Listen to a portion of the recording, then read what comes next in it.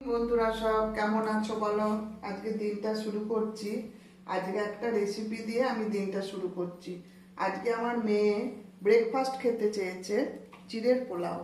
তো চলো চিড়ের পোলাওটা কি করে বানাই তোমরা দেখতে থাকো, আমি বলতে থাকি কেমন। এই যে চিড়েটা যেরকম ধুয়ে জল ঝরিয়ে রেখে দিয়েছি, তারপরে এই যে ক্যাপসিকাম কুচানো, লঙ্কা কুচানো, গাজর কুচানো আর কারি পাতা ফোড়নে দেওয়ার জন্য রেখেছি। এতে বিনসও দিতে পারো, আমার কিন্তু আজকে বিনস নেই বলে আমি দিতে পারলাম না।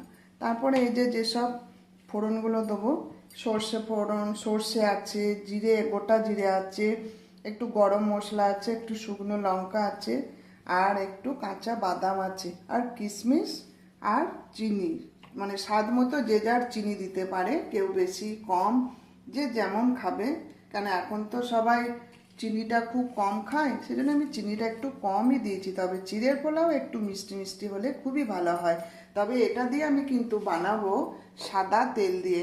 এই সাদা তেলটা কেউ সর্ষের তেলে আশা করি কেউ করে না, আমি সবসময়ই দেখে থাকি সাদা তেলে রান্না করা।